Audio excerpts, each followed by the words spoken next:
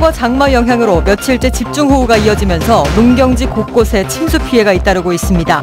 일부 농경지는 수위 조절을 담당할 수문이 제대로 작동하지 않아 피해를 더 키웠습니다.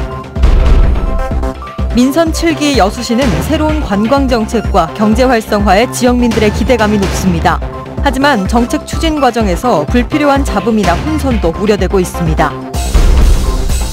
근로시간 단축으로 지역 시내버스들이 감축 운행에 들어갔습니다. 탄력 근로제를 적용해보지만 원활한 버스 운송을 위해서는 부족한 버스 기사를 어떻게 확보하느냐가 관건입니다. 순천시가 민선 7기 북한과의 교류에 적극적으로 나설 뜻을 밝혔습니다. 평안남도에 위치한 북한 순천이 인구와 산업구조 등에서 전남 순천과 비슷하다며 두 도시 간 자매 결연을 추진한다는 겁니다. 시청자 여러분 안녕하십니까? 여수 MBC 뉴스데스크입니다. 최근 폭우가 이어지면서 지역 농경지 곳곳이 침수 피해를 입었습니다. 수위 조절을 위한 수문이 제때 작동하지 않아 피해가 커졌는데 원인은 지자체 관리 소홀이었습니다. 김종수 기자가 보도합니다. 열려 있어야 할 수문이 거의 막혀 있습니다. 차오른 물이 수위를 견디지 못하고 수문 위로 넘쳐납니다. 지난 주말 순천에 300mm 가까운 폭우가 내려 하천이 범람한 겁니다. 이 때문에 농경지가 물에 잠기면서 농번기에 접어든 주민들이 애를 태웠습니다. 보다 못한 주민은 설비에 문제가 있다며 순천시의 안일한 대응을 질타했습니다. 지난 2016년 새로 설치한 자동 설비가 제때 작동하지 않았다는 겁니다. 갑자기 물이 막 양어장 물이 불어나길래 제가 뭔 일이고 해서 여기를 와보니까 수문이 닫혀져 가지고 수문을 제 역할을 못 하고 있었습니다.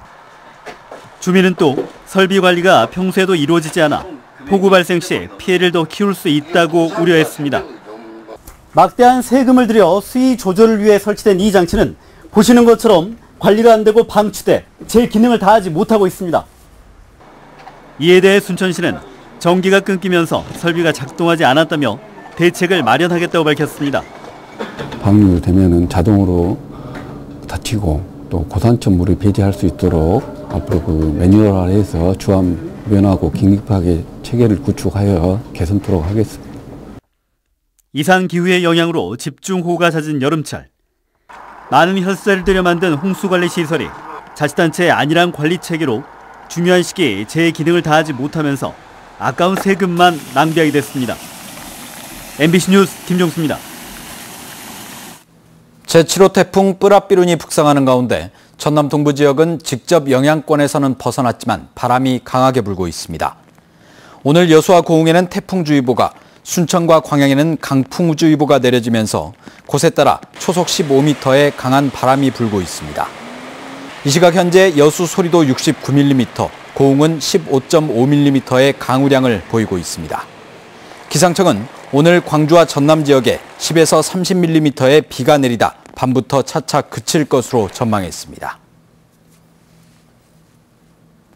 오늘 오후 3시 20분쯤 여수시 덕충동에서 공사장 자재가 쓰러져 길을 가던 모자를 덮쳤습니다.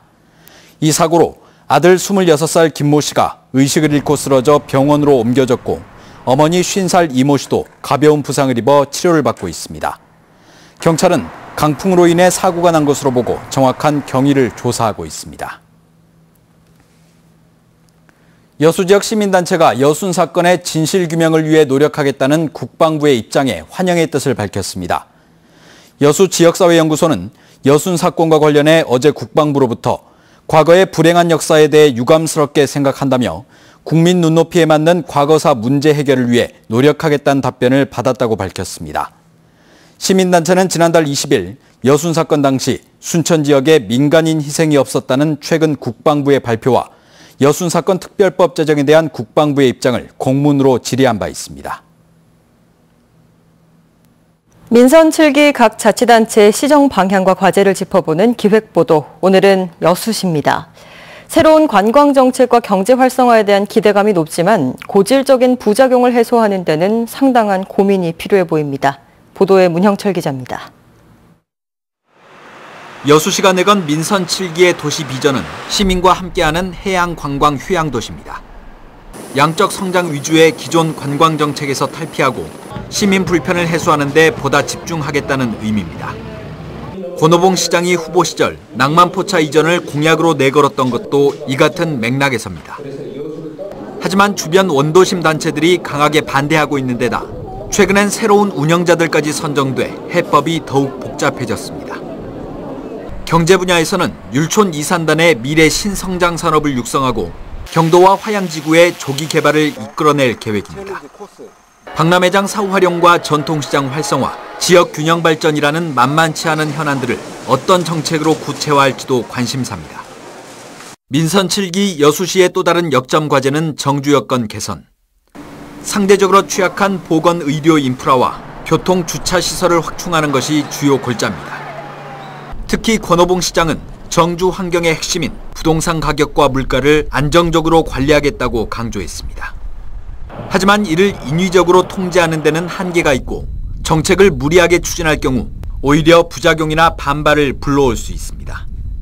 자율시장 체제에서 정부 관이 너무 또 깊이 개입하면 일단 공공물가를 먼저 손을 보는 것이 더 국선무가 아닌가. 그래서 수도, 가스, 전기 이런 것부터.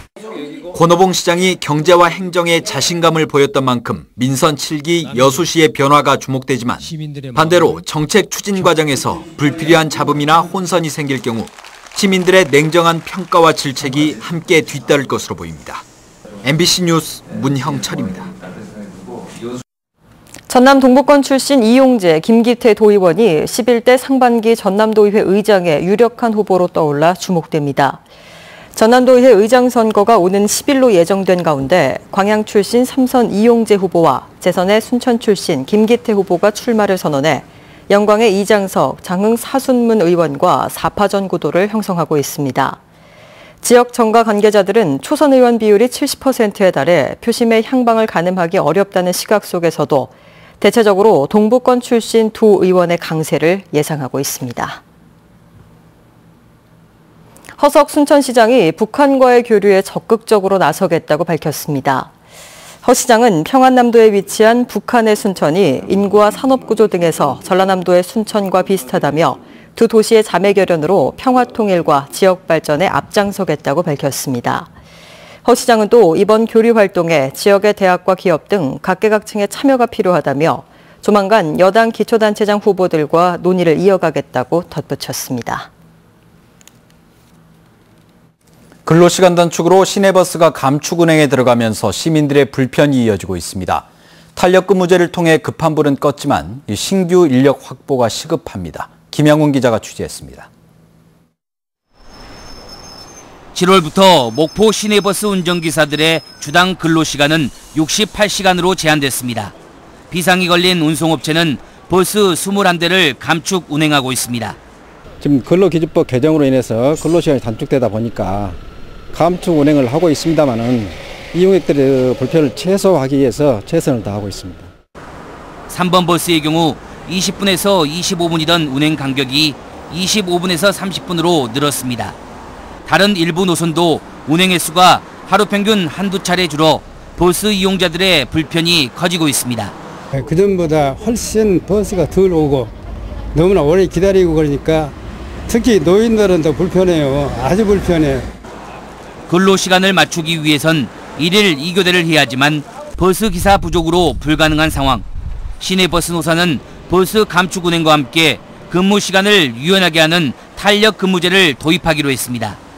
예를 들어 첫 주 48시간 기본 근로를 하면 둘째 주는 32시간으로 정하는 식입니다. 2주 단위로 평균 기본 근로 40시간과 주당 평균 68시간을 넘지 않게 한다는 겁니다. 2주 단위로 탄력 근무제를 시행해서 주 68시간을 맞춰서 내년 6월 말일까지 하기로 합의했습니다. 하지만 2020년부터 1일 2교대를 통해 주 52시간을 지키려면 신규 인력 80여 명이 더 필요합니다. 1년 동안의 탄력 근무제 도입으로 급한 불은 껐지만 인력 확충이 제때 안 된다면 버스 대란은 불가피해 보입니다. MBC 뉴스 김양훈입니다. 여수산단 내 LG화학공장이 최근 경증장애인 7명을 신규 채용했습니다. LG화학이 여수산단 사업장에 장애인을 고용한 건 이번이 처음으로 신규 채용된 직원들은 이달부터 사택과 공동시설의 미화 업무를 담당할 예정입니다. LG화학은 지난 2013년부터 장애인 고용을 위한 자회사를 세워 오창과 청주, 대전 등의 사업장에서 130명의 장애인을 정규직으로 고용한 공로로 지난해 장애인 고용 촉진대회에서 철탑 산업훈장을 수상했습니다. 지방선거를 앞두고 공직선거법을 위반한 자원봉사자들이 재판에 넘겨졌습니다. 광주지검 순천지청은 기초단체장 선거를 앞두고 예비후보들을 대상으로 실시한 전화 여론조사에서 특정 후보의 점수를 높이기 위해 연령을 허위로 응답하도록 권유한 혐의로 자원봉사자 43살 A씨를 구속 기소하고 37살 B씨를 불구속 기소했습니다. 검찰은 이번 지방선거와 관련해 모두 160여 명을 입건해 이 가운데 12명을 기소했다며 선거 사범에 대한 수사를 이어가겠다고 밝혔습니다. 올해 고흥우주항공축제가 오는 28일부터 다음 달 1일까지 나로 우주센터 일원에서 열립니다. 올해로 11회째를 맞는 고흥우주항공축제는 지난해 대표적인 축제 콘텐츠였던 빅뱅3 프로그램을 빅뱅4로 강화해 국내 유일의 우주발사대인 나로 우주센터 견학과 우주과학 특성화 체험, 로봇과 드론 체험, 스페이스 체험 난장과 물의 난장 등 내실 있는 축제로 새롭게 꾸몄습니다.